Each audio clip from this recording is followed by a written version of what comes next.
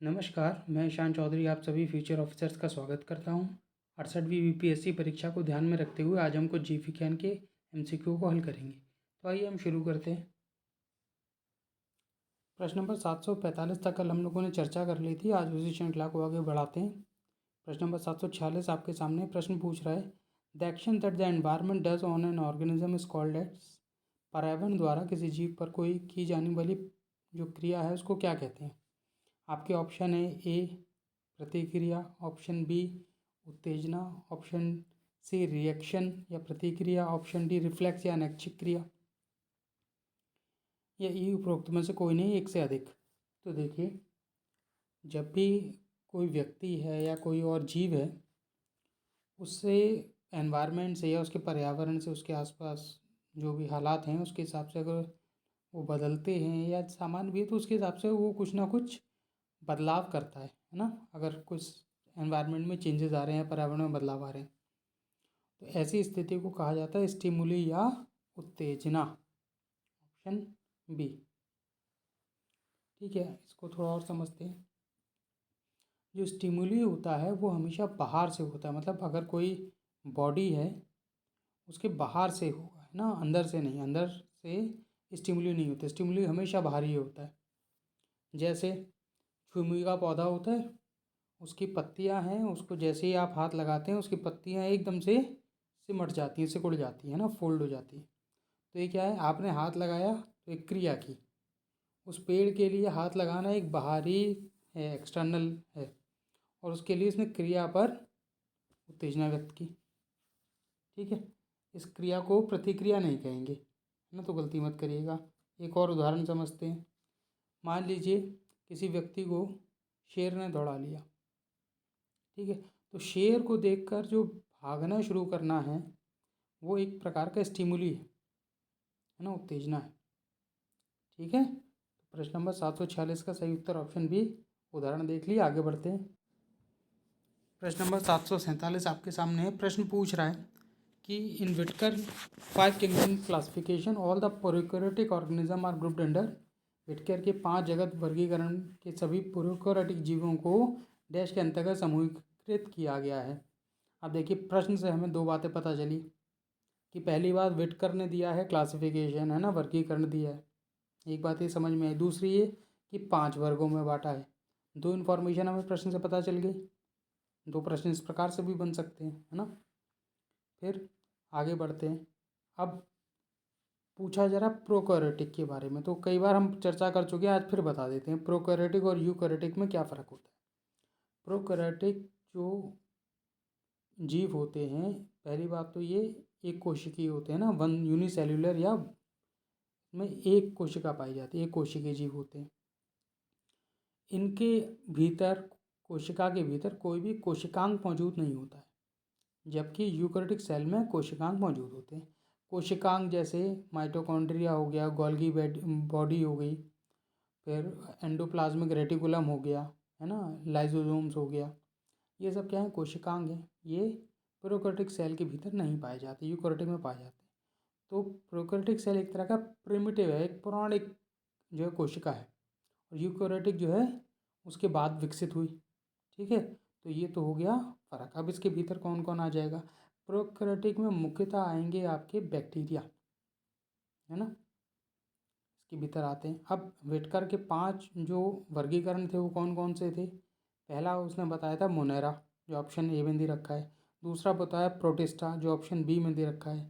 तीसरा दिया एल्गी या शैवाल। ठीक है, चौथा दिया फंगी या कवक, ऑप्शन, और एक आपका पांचवा था एनिमिलिया, जिसमें बाकी जितने जंतु आ गए।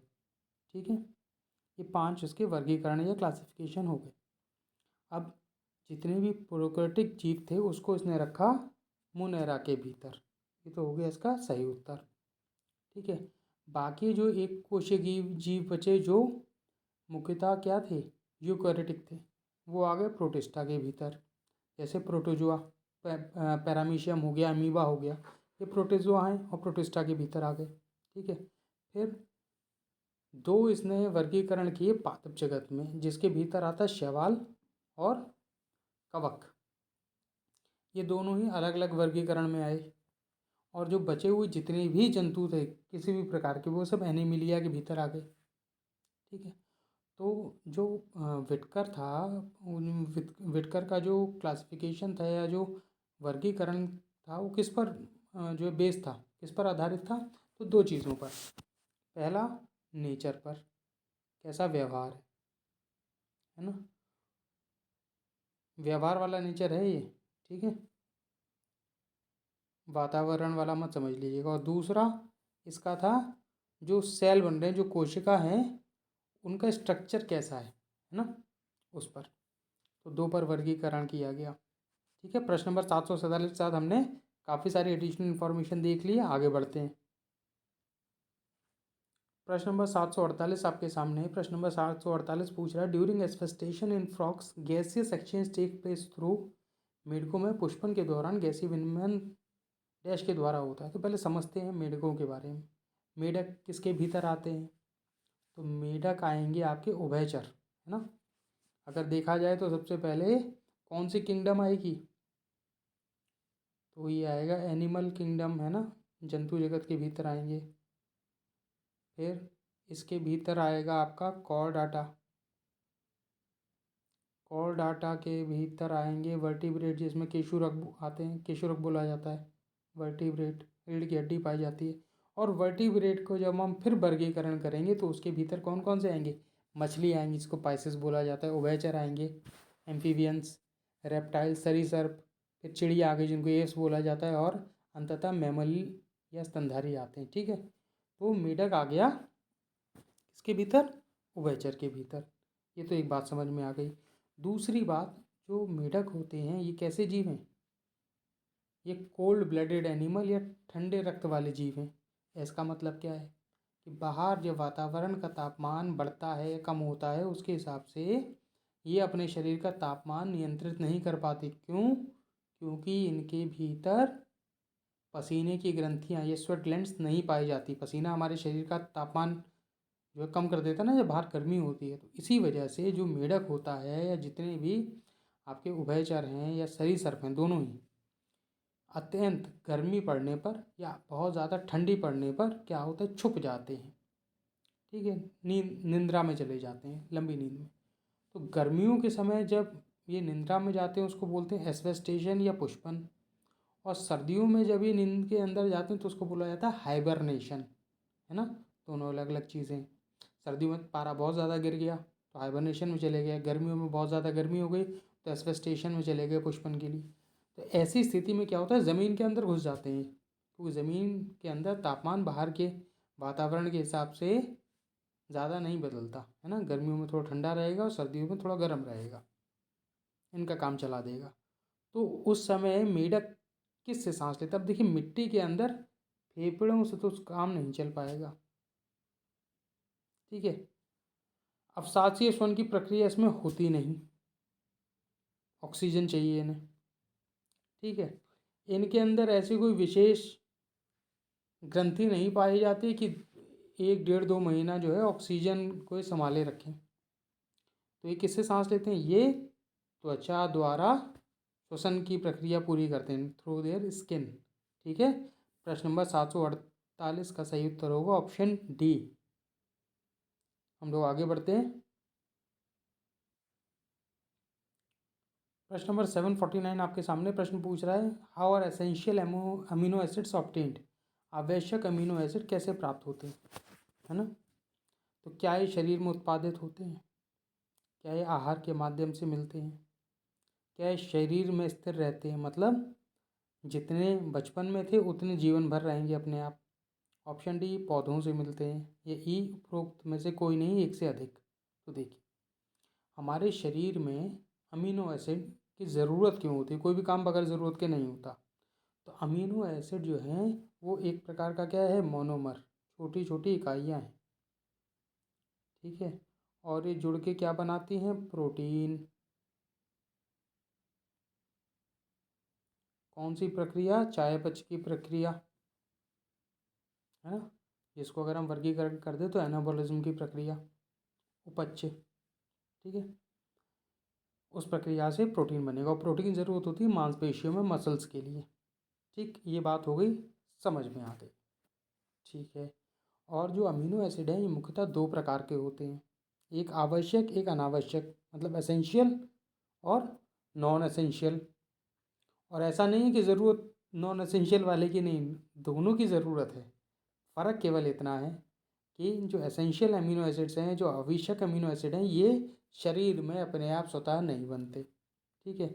नॉन एसेंशियल अमीनो एसिड्स को अनावश्यक इसलिए कहा जाता है कि उसकी हमें बाहर से लेने की ज़रूरत नहीं, हमारे शरीर में स्वतः बन रहे हैं, है ना। इसलिए हमें बाहर से लेने की ज़रूरत है, इसलिए अनावश्यक है। तो एक ये बात समझ में आ गई। तो आवश्यक अमीनो एसिड पहली चीज़ क्या होगा, शरीर में उत्पादित नहीं होंगे। ठीक है, ये बात समझ में आ गई। तो कैसे होंगे, जब शरीर में उत्पादित नहीं हो रहे हैं तो ये ऑप्शन भी ख़त्म हो गया। तो आहार के माध्यम से लिए जाते हैं। ठीक है। अब ये आहार मांसाहार और शाकाहार दोनों हो सकता है, इसलिए ऑप्शन डी खत्म हो गया। क्यों, ये केवल पौधों की बात कर रहा है। ठीक है। आशा करता हूँ प्रश्न नंबर 749 समझ में आया होगा, विस्तार से जो एक्सप्लेन कर दिया आपको। आगे बढ़ते हैं। प्रश्न नंबर 67 और 68 BPSC के लिए मेंस क्लासेस हमारे यहाँ 3 अक्टूबर से शुरू हो गई हैं, और 68वीं BPSC परीक्षा के लिए जो प्रिलिमिनरी टेस्ट फरवरी में होना संभावित है, उसके लिए 2 अक्टूबर से हमारे यहाँ क्लासेस शुरू हो गई हैं। आप चाहें तो कोर्सेज ज्वाइन कर सकते हैं। देखिए, एक बात आपको बता ही देते हैं कि देखिए साइंस जो है ना, वो मगअप करके या रट के काम नहीं चलता, क्योंकि इतना विस्तार है और एप्लीकेशन हमारे एग्ज़ाम में पूछा जाता है, जिस प्रकार का हमारा एग्ज़ाम है, तो उसके लिए बड़े तसल्ली से समझने की ज़रूरत है। जल्दबाजी में कोई काम नहीं होगा। इसलिए मैं भी बड़ा आराम आराम से आपको समझाने की कोशिश करता हूँ कि आपके दिमाग में अगर कुछ बातें रह जाएंगी तो उद्देश्य एक ही है, वहाँ एग्ज़ाम में गलती नहीं होनी चाहिए। जो 30 लगभग साइंस के सवाल आते हैं, उसमें से बायो के जितने सवाल हैं वो आपके इधर सारे हम MCQ के माध्यम से करा दें, तो कोई क्वेश्चन आपको ऐसा ना लगे कि ये देखा नहीं है ना। और ये आप आके हमें खुद एग्ज़ाम के बाद बताइएगा कितने क्वेश्चन आपके वहाँ मैच हो गए। चलिए प्रश्न पर वापस आते हैं। प्रश्न नंबर 750 आपके सामने। प्रश्न कह रहा है Grave disease is caused by, जो ग्रेव्स रोग होता है वो किसके कारण होता है। Hyperthyroidism, hypothyroidism, deficiency of insulin, deficiency of adrenaline, बताइए किसकी वजह से। देखिए, जो हाइपरथायरॉयडिज्म है इसकी बात कर लेते हैं। हाइपरथायरॉयडिज्म जो है क्या है, थायराइड हमारे गले में पाई जाने वाली एक ग्रंथि कैसी है, अंतःस्रावी ग्रंथि, एंडोक्राइन ग्लैंड है। इसका सेक्रीशन या स्त्राव कौन सा है, तो कौन सा हार्मोन निकलता है, थायरॉक्सिन, है ना। थायरॉक्सिन हार्मोन ये पैदा करेगी। अब ज़्यादा मात्रा में निकलेगा तो हाइपरथायरॉयडिज्म या अति गल ग्रंथिता कहलाएगी। ठीक है। कम मात्रा में निकलेगा तो उसको हाइपोथायरॉयडिज्म, है ना, या अल्प गल ग्रंथिता कहलाएगा। ठीक है, ये है। अब किससे होती है ये देख लेते हैं।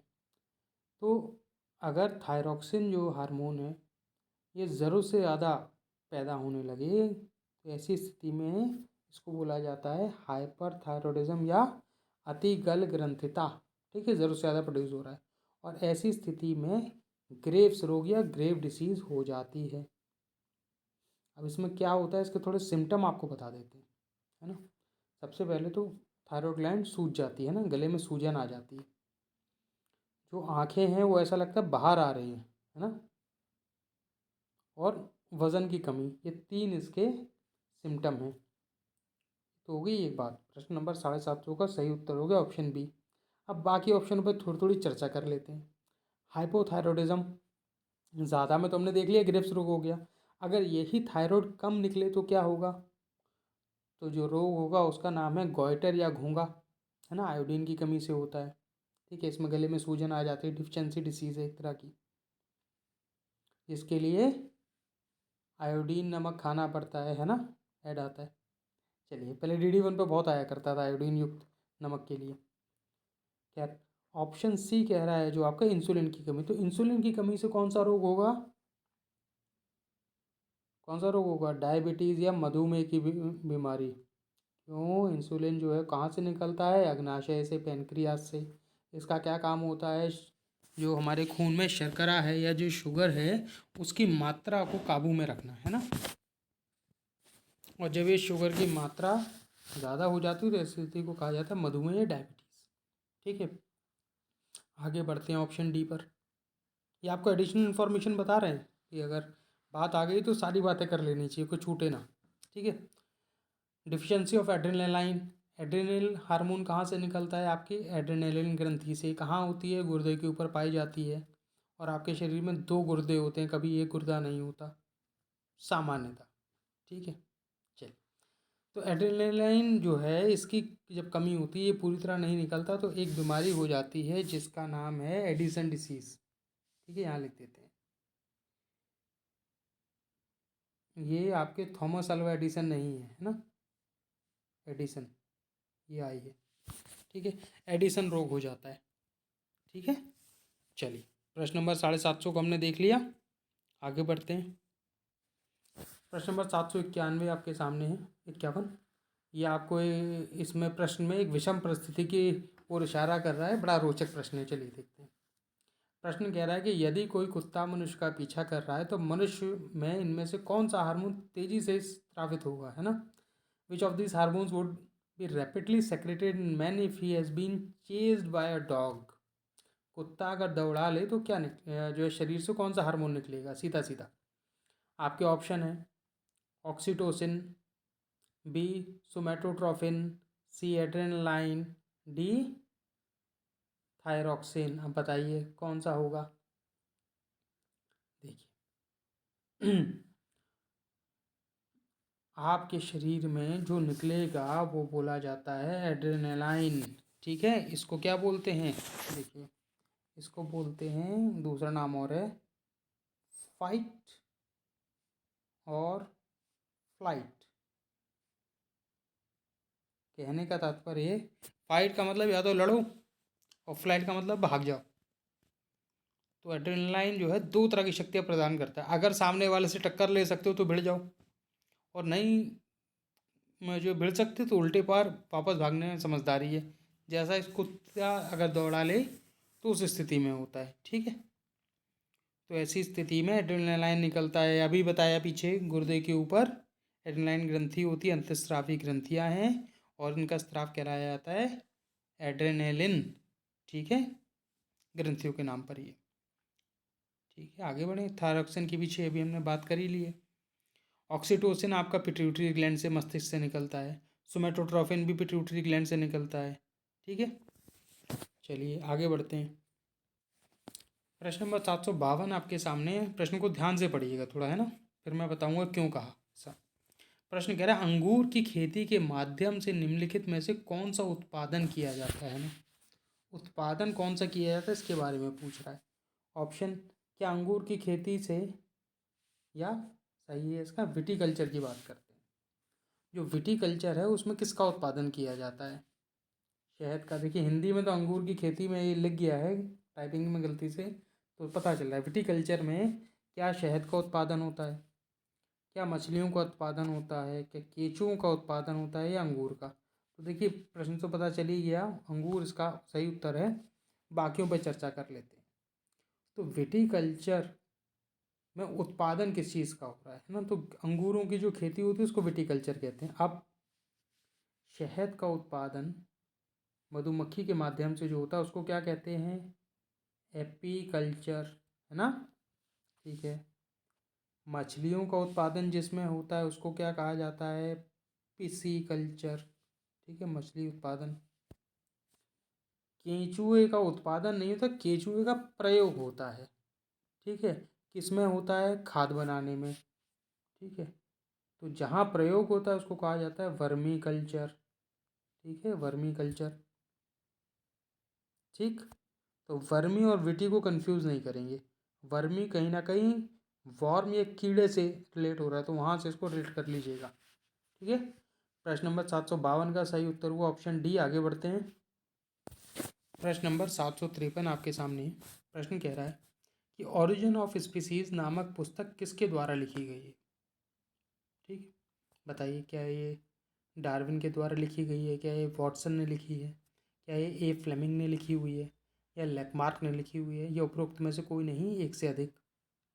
तो देखिए, ओरिजिन ऑफ स्पीसीज जो है ये डार्विन साहब ने लिखी थी।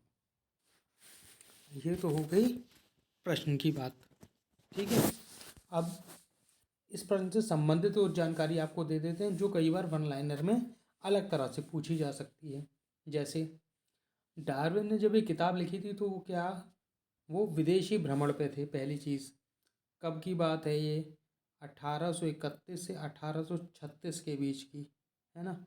ये 5 साल के वर्ल्ड टूर पे गए हुए थे। ठीक है, जिस जहाज़ पे गए हुए थे उसका नाम था HMS बीगल।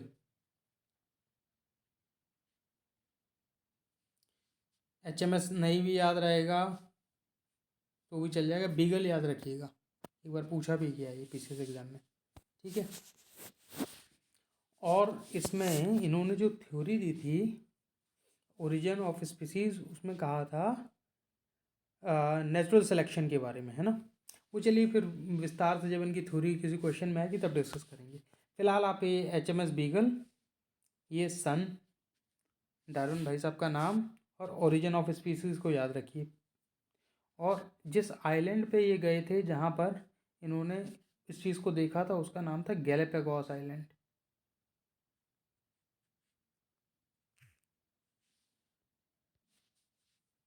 है ना। जिस आइलैंड पे गए थे उसका नाम था गैलापागोस। स्पेलिंग हो सकता है थोड़ी दाएं बाएं हो गई हो।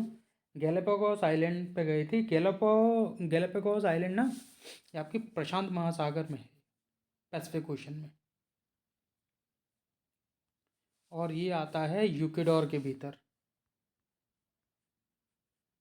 यूक्वेडोर एक कंट्री है दक्षिण अफ्रीका में, अफ्रीका कह रहे हैं, दक्षिण आपका अमेरिका में, साउथ अमेरिका में।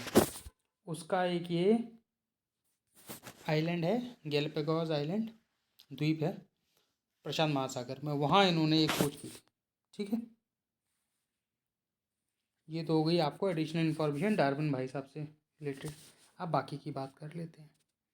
वॉटसन और क्रिक ने मिलके दिया था डीएनए का डबल हेलिकल स्ट्रक्चर। जो डीएनए का हम ये सीढ़ी नुमा एक संरचना जैसा स्ट्रक्चर देखते हैं हर जगह, बना बहुत गंदा है, समझने के लिए काफ़ी है। वो जो है वॉटसन और क्रिक, दो वैज्ञानिक थे, इन लोगों ने मिलके दिया। अलेक्जेंडर फ्लेमिंग को हम जानते हैं किसके लिए, पाश्चरीकरण की जो प्रक्रिया थी उसके लिए जानते हैं, है ना। फ्लेमिंग ने क्या बनाया था? पाश्चरीकरण और पेंसिलिन की खोज की थी। ठीक है, पेंसिलियम। लैकमार्क, तो लैकमार्क की किताब एक है, बड़ी मुश्किल से उसका नाम पता चला था, वो बता देते हैं आपको, है ना। आई बात, तो इन्होंने लिखी थी फिलॉसफी जूलॉजी। ठीक है, अब पर वो फ्रांस के थे तो फिलॉसफी उन्होंने बड़ा हिसाब से लिखा हुआ था फ्रेंच में अपने, तो आपको यहाँ लिख देते हैं फिलॉसफी, जैसे हम लोग इंग्लिश में PHY होता है, यहाँ PHE है। फिलॉसफी जूलॉजी को जूलॉजी,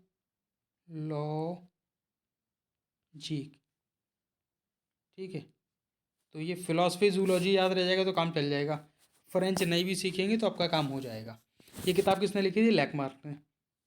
ठीक है, चलिए प्रश्न नंबर 753 के साथ हमने एडिशनल इन्फॉर्मेशन देख ली है, काफ़ी आगे बढ़ते हैं।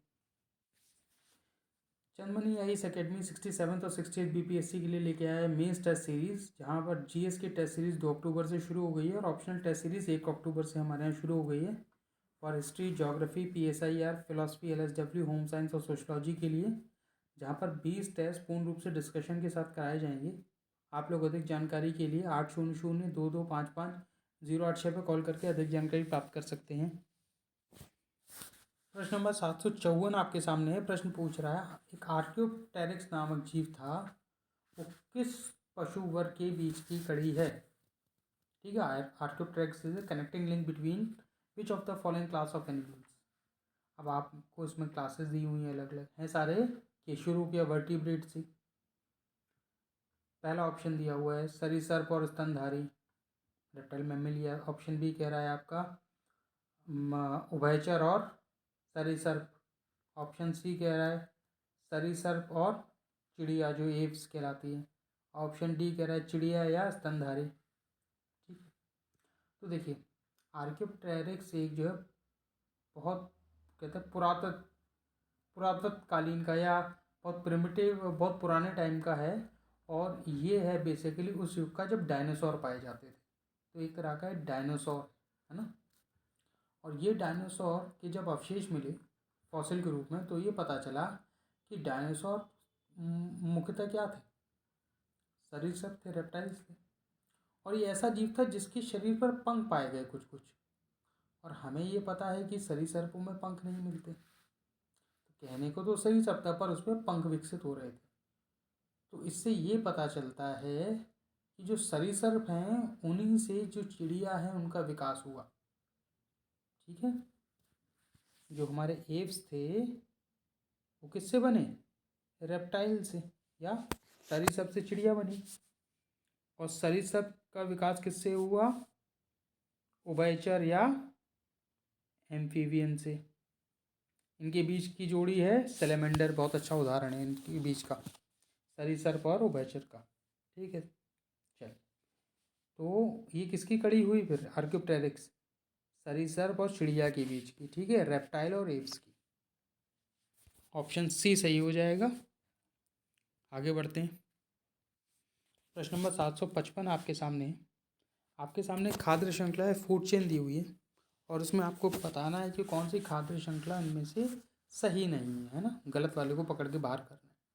पहला कह रहा है ऑप्शन आपका कि पौधे हैं, पौधे को कीड़े ने खा लिया, कीड़े को मेढक ने खा लिया, और मेढक को सांप खा गया, सांप को चील उठा ले गई। तो ऐसा होता है कि नहीं, है ना, ये तो होता ही है। तो खाद्य श्रृंखला बिल्कुल सही चल रही है इसमें। ऑप्शन बी क्या कह रहा है कि पेड़ था, पेड़ की पत्तियां का ग्रहण किया हिरण ने, और हिरण को मार के खा गया शेर। तो ये बात भी सही है।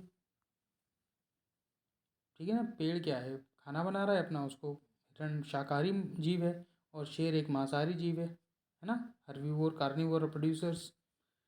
ऑप्शन सी आपका क्या कह रहा है कि पहले पौधे थे, पौधे को खाया मनुष्य ने, और मनुष्य को खा गया एनाकोंडा। तो ये बात हो गई गलत। पहली चीज़, मनुष्य एनाकोंडा का आम शिकार नहीं है ना। एनाकोंडा मूवी में देख लिया हो अगर तो वो खाद्य श्रृंखला वाली बात नहीं होगी, उस पिक्चर को वहीं छोड़ दीजिए। ठीक है, क्योंकि एनाकोंडा मुख्यतः जानवरों का शिकार करता है, मनुष्यों का नहीं। ठीक है, इसलिए गलत हो गया। ऑप्शन डी आपका क्या कह रहा है कि पहले छोटे पौधे थे, छोटे पौधों को खाया कि क्रैब ने, केकड़ा। तो छोटे पौधे हमेशा ज़मीन पर नहीं थे, पानी के नीचे भी छोटे छोटे समुद्री पौधे होते हैं, उनको केकड़ा खाते हैं, है ना। काई हो गई, छोटे छोटे पौधे होते हैं पत्थरों पर जमाते हैं। और केकड़ों को खा गई मछली, तो कुछ मछलियाँ केकड़ों को खाती हैं। बहुत अच्छा उदाहरण है ऑक्टोपस, है ना, वो भी एक तरह की मछली ही तो नहीं है, खैर कुछ मछलियाँ खाती हैं केकड़ों का, है ना। और मछली को खा गया हंस। तो ये बात भी सही है, ऐसा होता है। ठीक है, गलत पूछा था, सही गलत है। ठीक है, एनाकोंडा मनुष्य को नहीं खाता। आगे बढ़ते हैं। प्रश्न नंबर 756 आपके सामने है। प्रश्न पूछ रहा है निम्नलिखित में से किसमें क्लोरोफिल नहीं पाया जाता। अब क्लोरोफिल का कहाँ इस्तेमाल होता है आपको पता ही है, प्रकाश संश्लेषण की जो प्रक्रिया फोटोसिंथेसिस है उसे खाना बनाने के लिए जो है पेड़ के में क्लोरोफिल होना चाहिए, हरे रंग का पदार्थ होता है। अब किस में नहीं पाया जाता, तो आपके ऑप्शन दिए हुए हैं ब्रायोफाइटा, कवक, साइनोबैक्टीरिया, टेरिडोफाइटा या नन ऑफ द अबव, उपरोक्त में से कोई नहीं। तो देखिए ब्रायोफाइटा का हमें पता है ये पादप जगत के उभयचर बोले जाते हैं ना, एम्फीबियन ऑफ प्लांट किंगडम्स। और इन ये हरे होते हैं, नमी वाली जगह मिलते हैं, पानी के पास मिलेंगे तो अपना खाना खुद बनाएंगे। ठीक है, ये अपना खाना खुद बनाएंगे। कौन, ब्रायोफाइटा। नहीं पूछा है ना, तो ये फिलहाल ये है। फिर कवक, कवक में कौन आ गए? कवक में आपके आ गए मशरूम आ गए, अलग अलग तरह की जो ब्रेड पे कवक लग गया है ना, फंगी लग जाती है, ब्रेड मोल्ड्स आपके ईस्ट हो गए। तो ये सब क्या है, ये अपना खाना खुद नहीं बनाते। ज़रूर कवक जो है हरे रंग की हो ऐसा कोई ज़रूरी थोड़ी है। मशरूम तो सफ़ेद होता है, सफ़ेद है तो उसमें क्लोरोप्लास्ट मौजूद नहीं होगा, क्लोरोप्लास्ट मौजूद नहीं होगा तो अपना खाना कैसे बनाएगा, है ना। इस हिसाब से कवक तो फिलहाल नहीं होगा। और देखते हैं ऑप्शन सी क्या कह रहा है, साइनोबैक्टीरिया। तो साइनोबैक्टीरिया क्या है, एक तरह का शैवाल है ना, ब्लू ग्रीन एल्गी। और ब्लू ग्रीन एल्गी हरे रंग की होती है, अपना खाना स्वयं बनाती है, तो ये तो खुद बनाएगी। Option D pteridophyte. टेरिडोफाइट क्या है, ये एक तरह के पौधे हैं, ठीक है। टेरिडोफाइट कौन से पौधे हैं, टेरिडोफाइट वो पौधे हैं जिनमें पत्तियां होती हैं, तना होता है, जड़ होती है, क्या नहीं होता, तो उनमें फल और पुष्प नहीं होते, ठीक है। जैसे फर्न बड़ा अच्छा एग्जाम्पल है, ठीक है। तो टेरिडोफाइट में भी बड़ी बड़ी पत्तियां होती है, खूब बढ़िया खाना बनाते हैं अपना। नहीं पूछा था, ऑप्शन बी इसका सही उत्तर होगा। यही खाना अपने आप स्वयं नहीं बनाएगा, क्यों? क्योंकि क्लोरोफिल में मौजूद नहीं होता। प्रश्न नंबर 756 का सही उत्तर हो गया ऑप्शन बी। आगे बढ़ते हैं। प्रश्न नंबर 757 आपके सामने प्रश्न पूछ रहा है, which of the following are considered appropriate method for soil conservation in India. निम्नलिखित में से किसे भारत में मृदा संरक्षण के लिए उपयुक्त विधि माना जाता है, ठीक है। पहला आपका ऑप्शन क्या रखा है, बताइए। पहला ऑप्शन है फसल चक्र, ठीक है। दूसरा दिया हुआ है रेत बाढ़। ऑप्शन सी दिया हुआ है सीढ़ीदार बनाना, है ना, जो सीढ़ी नुमा खेती होती है। ऑप्शन डी वायु रोधक, विंड ब्रेक्स। बताइए। देखिए कैसे जो है मृदा संरक्षण हो सकता है। फसल चक्र का क्या मतलब हो गया, फसल चक्र का मतलब हो गया एक मौसम में एक फसल लगाई, अगले मौसम में दूसरी फसल लगाई। तो ये क्या होता है, एक तरह का क्रॉप रोटेशन, का बदल बदल के लगाना। जैसे बरसात का मौसम है तो खरीफ की फसल में धान बो दिया गया, बरसात खत्म हुई, अपने उत्तर भारत की बात कर लेते हैं, है ना, अपने बिहार की। तो जो है जब धान की फसल खत्म हुई, सर्दियाँ आई, तो गेहूँ लगा दिया गया। गेहूँ की फसल की कटाई मार्च या अप्रैल में हो गई। उसके बाद जो गर्मी का मौसम आया तो सब्जियां लगा दी। तो एक तरह का फसल चक्र बना हुआ है ना। तो इससे क्या है कि एक जो फसल है वो जो मिट्टी से न्यूट्रिएंट्स जो सोख लेगी, और जब दोबारा उसमें कुछ और लगाया जाएगा तो वही उस नई फसल को उन्हीं न्यूट्रिएंट्स की या उन्हीं लवणों की ज़रूरत नहीं होगी, है ना। तो फसल चक्र तो सही है इसका। ऑप्शन बी क्या कह रहा है, रेत बाढ़ सेंट फ्रांसिस। तो ये क्या होती है, एक तरह की बाढ़ है जो खेत के किनारे लगा दी जाती है लकड़ी की, और जो है तारों से बांध के, है ना, घनी होती है। तो इससे क्या होता है, मिट्टी जो है आंधी वांधी आएगी तो उड़ के नहीं जाती, ठीक है। एक तरह का टेम्परेरी तरीका कह लीजिए, परमानेंट तो नहीं है पर फिर भी मृदा संरक्षण में काम आता है। फिर सीढ़ीदार खेती। तो सीढ़ीदार खेती हमें कहाँ पाई जाएगी, एक पाई जाएगी पहाड़ों पर। सबसे अच्छा उदाहरण देखिए, दार्जिलिंग में जो चाय की खेती होती है, चाय के बागान है, वो सीढ़ीदार है। उसमें क्या होता है, सीढ़ी बनाने से पहाड़ पे से जो पानी फिसल के आ रहा है वो सीढ़ी नुमा जब खेती होती है तो उसमें उसकी गति कम हो जाती है। गति कम हो जाएगी तो अपने साथ जो मिट्टी बहा के ले जाएगा पानी, वो कम हो जाएगी, तो मृदा संरक्षण रहेगी। वायु रोधक बनाना। वायु रोधक क्या है, खेत के चारों तरफ पेड़ लगा देना, है ना। आजकल देखिए पॉपुलर का जो वृक्ष होता है वो बड़ी जल्दी तैयार हो जाता है, किसान को आय भी दुगनी हो जाती है। वायु रोधक का भी काम करते हैं। मुख्य फसल खेत में लग गई और उसकी मेड़ पर पॉपुलर के पेड़ लगा दिए, 2 या 3 साल में पॉपुलर की लकड़ी कट के बिक जाती है ना। और फॉरेस्ट डिपार्टमेंट को भी इसमें दिक्कत नहीं होती, कॉमर्शियल क्रॉप है, ठीक है। तो ये भी हो गया। तो इसमें तो सारे ही ऑप्शन सही हो गए, तो सही उत्तर क्या होगा, ऑप्शन ई, ठीक है। चलिए आगे बढ़ते हैं। चंदमनी आई एस अकेडमी 68वीं बीपीएससी परीक्षा के लिए लेके आया है क्लास और टेस्ट सीरीज़, जिसमें जीएस की टेस्ट और क्लास 2 अक्टूबर से हमारे यहाँ शुरू हो गई हैं। और इन क्लासों में 41 टेस्ट पूर्ण रूप से डिस्कशन के साथ कराए जाएंगे।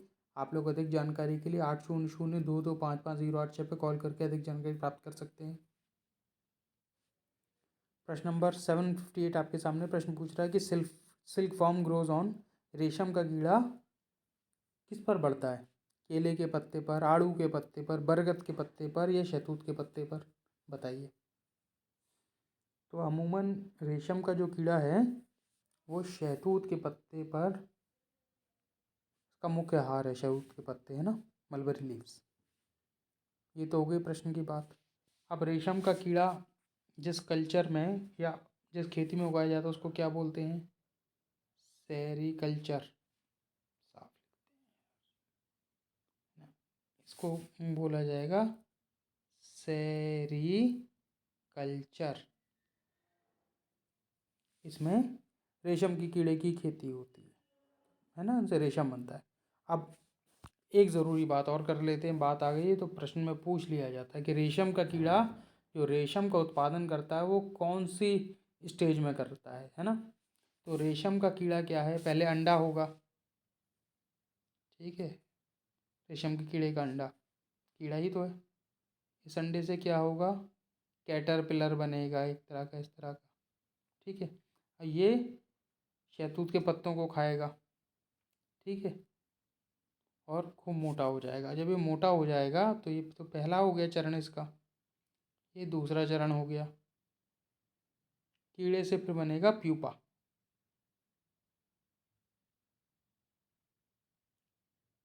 प्यूपा के बाद बनेगी तितली या बटरफ्लाई,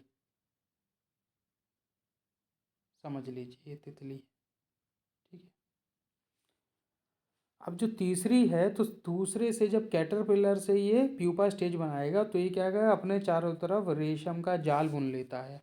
और इसी अवस्था में जो प्यूपा की स्थिति है, प्यूपा, इसी में इसको पानी में डाल के उबाल दिया जाता है और रेशम निकाल लिया जाता है ना।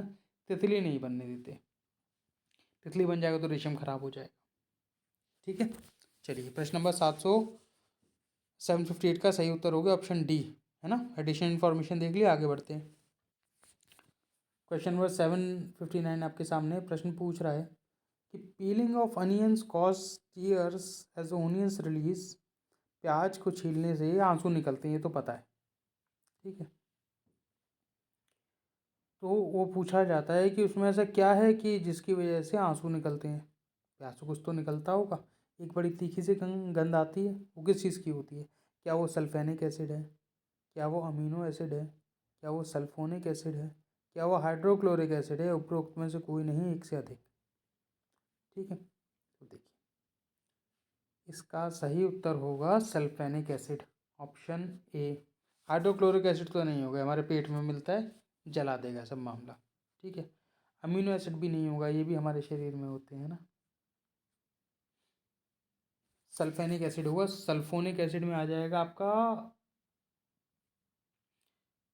सल्फर का हायर कंपाउंड, मेरे ख्याल से SO4 नेगेटिव होगा, 2 नेगेटिव, है ना।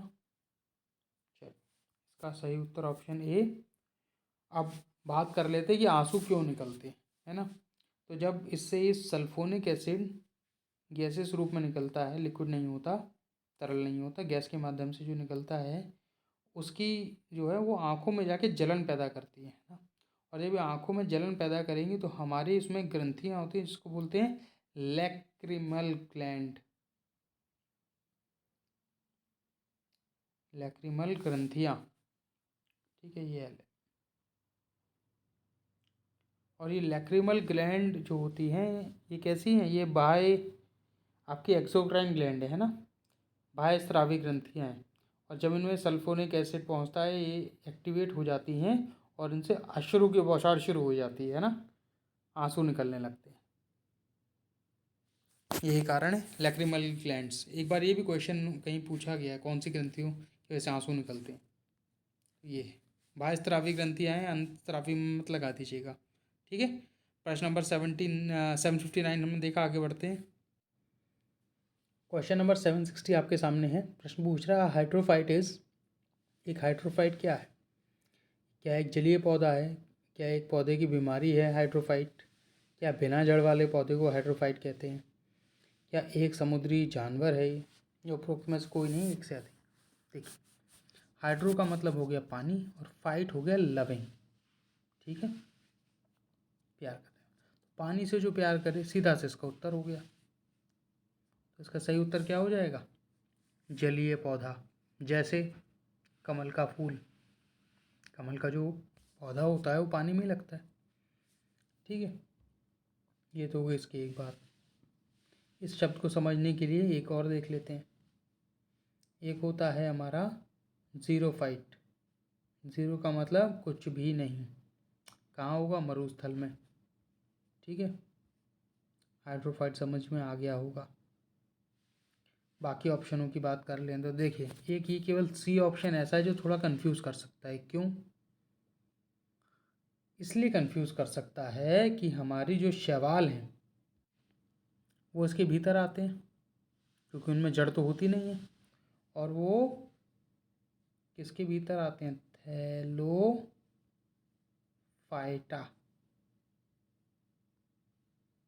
है ना।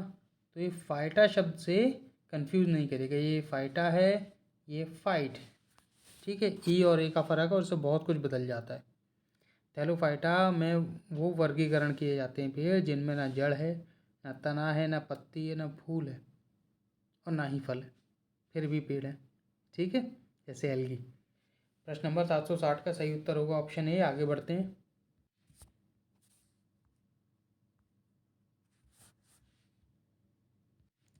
चंदमनी IAS अकेडमी BPSC 67 तो 68 के लिए लेके आया है mains optional course for history, geography, PSIR, philosophy, LSW, home science और सोशलॉजी के लिए।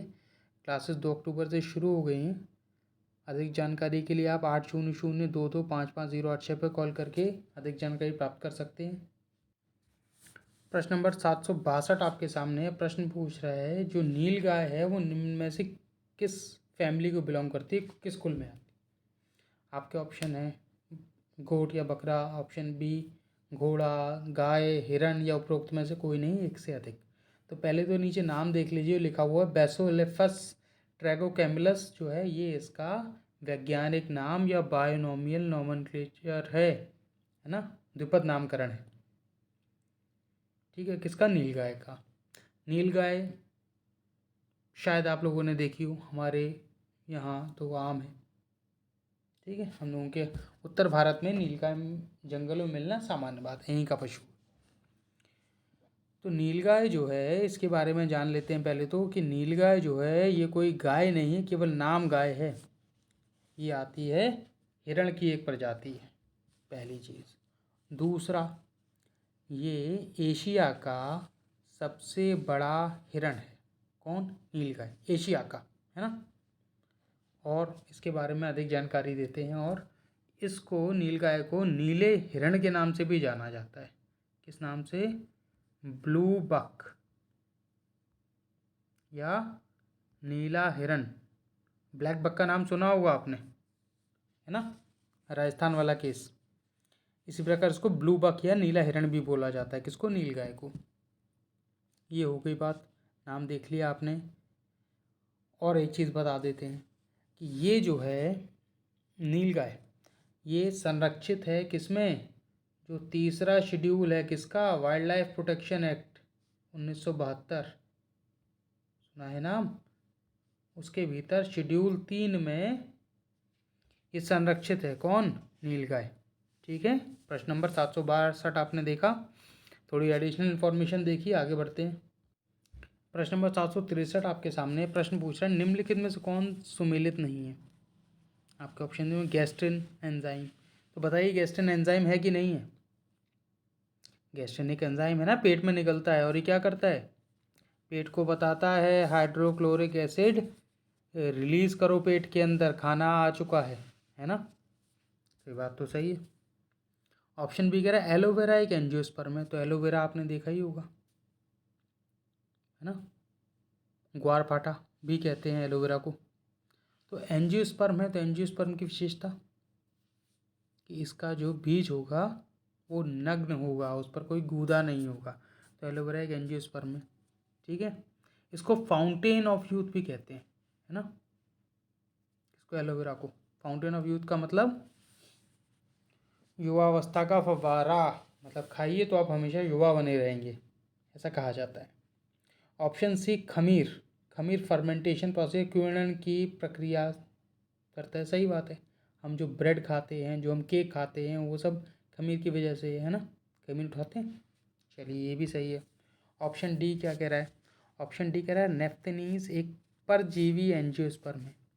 तो देखिए नेफ्थनीज को दूसरे नाम से जिससे जाना जाता है उसका नाम है पिचर प्लांट। पिचर प्लांट को नेफ्थनीज बोलते हैं, उसका दूसरा नाम है। तो ये परजीवी एंजियोस्पर्म नहीं है। परजीवी एंजियोस्पर्म क्या हो गया? दूसरे पर आश्रित हो किसी और पेड़ पर और उसका भोजन छीन के खुद खा ले, ऐसे जीव को बोला जाता है परजीवी। तो ये परजीवी थोड़ी किसी को तो मार के खा रहा है, एक तरह का ये मांसाहारी पौधा है, परजीवी नहीं है, ठीक है, मांसाहारी पेड़। तो यही गलत हो गया, गलत पूछा था, तो ऑप्शन डी सही इसका उत्तर हो जाएगा। प्रश्न नंबर किसका? 763 का। आगे बढ़ते हैं। प्रश्न नंबर 764 आपके सामने है। प्रश्न पूछा है निम्नलिखित में से कौन सही सुमेलित नहीं है। प्रश्न नंबर 764 आपके सामने प्रश्न पूछा है निम्नलिखित में से कौन सही सुमेलित नहीं है। इसमें भी आपको मिलान करना है। एक तरफ आपको नाम दिए हुए हैं, दूसरी तरफ बताया गया है कि वो किस प्रकार के हैं। पहला ऑप्शन ए कह रहा है हेट्रोट्रॉफ। हेट्रोट्रॉफ ऐसे आपके इसमें कौन आएगा? हेट्रोट्रॉफ मतलब हेट्रोट्रॉफ में वो जीव आ जाएंगे जो पेड़ पौधों पर या किसी दूसरे जीव पर निर्भर करेंगे, ठीक है। उसमें शाकाहारी, मांसाहारी, यहाँ तक कि अब घटक भी सब ये हेट्रोट्रॉफ में आ जाएंगे, मतलब स्वतः भोजन अपना निर्माण नहीं करते, ऐसे जीवों को हेट्रोट्रॉफ कहा जाता है। तो ये बात सही है। ऑप्शन बी कह रहा है ऑटोट्रॉफ। ऑटोट्रॉफ के लिए कह रहा है प्रोड्यूसर, तो ये खुद खाने का अपना जो है बनाते हैं। तो इसमें कौन सारे पेड़ पौधे आ गए? तो ऑप्शन बी भी ठीक है। ऑप्शन सी क्या कह रहा है? सेप्रोट्राइफ या डिकम्पोजर। सेप्रोट्रॉफ या डिकम्पोजर। डिकम्पोजर हो गया अब घटक, है ना। सेट्रोट्रॉफिक होता है न्यूट्रिशन का टाइप वो जिसमें वो जीव मरे हुए पेड़ या मरे हुए पौधे से अपने भोजन या पोषण ग्रहण करते हैं। तो ये बात भी सही है। ऑप्शन डी कह रहा है हर्बीवोर एक द्वितीय जो है कंज्यूमर है, सेकेंडरी कंज्यूमर है। तो सेकेंडरी कंज्यूमर क्या हुआ? सेकेंडरी कंज्यूमर वो हो गया जो प्राइमरी कंज्यूमर पर डिपेंड करेगा। मतलब ऑटोट्रॉफ हो गए जिन लोग पेड़ जिन्होंने खाना बनाया उसको शाकाहारी जीवों ने खाया, ठीक है। तो शाकाहारी जीव कैसे हो गए? प्राथमिक उपभोक्ता, ठीक है। और उनको जो मांसाहारी जीव खाएंगे वो कहलाएंगे द्वितीय उपभोक्ता। ये गलत हो गया, इसी का चयन करना है। Option D. आगे बढ़ते हैं। प्रश्न नंबर 765 आपके सामने प्रश्न पूछ रहा है N antigen is a substance which, एक प्रतिजन एक पदार्थ है जो क्या करता है? शरीर के तापमान को कम करता है। ट्रिगर्स द इम्यून सिस्टम, प्रतिरक्षा प्रणाली को ट्रिगर करता है या शुरुआत करता है। ऑप्शन सी हानिकारक जीवाणुओं को नष्ट करता है। डी ऑप्शन कह रहा है जहर के लिए एक मारक के रूप में प्रयोग होता है, use an antidote against the poison. तो एंटीजन का जैसे नाम बता रहा है, एंटी मतलब किसी चीज़ का विरोध कर रहा है, ठीक है। किसका? एंटीबॉडी का, है ना। एंटी का मतलब हो गया एंटीबॉडी जनरेटर, सीधा सीधा नाम है, विरोध करना नहीं होगा। एंटी भी विरोध करना होता है, पर एंटीजन को अगर पूरा मिला दिया जाएगा तो एंटीजन, जन का मतलब जनरेटर, जनरेटर मतलब किसी चीज़ का निर्माण करना। तो एंटीबॉडी का जो निर्माण करे वो है एंटीजन। और एंटीबॉडी कब बनती है? एंटीबॉडी तब बनती है जब बाहर से कोई ऐसी चीज़ शरीर के अंदर आ जाती है जिसकी ज़रूरत नहीं होती है ना, कोई भी फॉरेन पार्टिकल अंदर आ जाए, जैसे कोई जीवाणु, ठीक है। तो ये क्या करेगा? जो प्रतिरक्षा प्रणाली है उसको चालू कर देगा। एंटीबॉडी कहाँ से प्रोड्यूस होती है? एंटीबॉडी हमारी WBC सफ़ेद रक्त कोशिकाएं ये मारती हैं, फिर जाके, है ना, उसे उसको बता देता है, फ़ोन कर देता है कि चलिए आइए। तो कौन सा हमारा ऑप्शन ठीक हो रहा है? Triggers the immune system, option B, ठीक है। प्रश्न नंबर 765 का। चलिए आगे बढ़ते हैं। चंदमनी IAS एकेडमी 68वीं BSc परीक्षा के लिए लेके आया है GS टेस्ट और क्लास सीरीज़, जो 2 अक्टूबर से हमारे यहाँ शुरू हो गई हैं। यहाँ 41 टेस्ट पूर्ण रूप से डिस्कशन के साथ कराए जाएंगे। आप लोग अधिक जानकारी के लिए 8002255086 पे कॉल करके अधिक जानकारी प्राप्त कर सकते हैं। आज हम लोगों ने प्रश्न नंबर 765 तक चर्चा कर ली है। कल हम लोग फिर मिलेंगे, प्रश्न नंबर 766 से इस श्रृंखला को जारी रखेंगे। तब तक के लिए जो है आप सब लोग मेहनत करते रहिए और आप सबका धन्यवाद। आज की क्लास को यहीं तक रखते हैं फिर।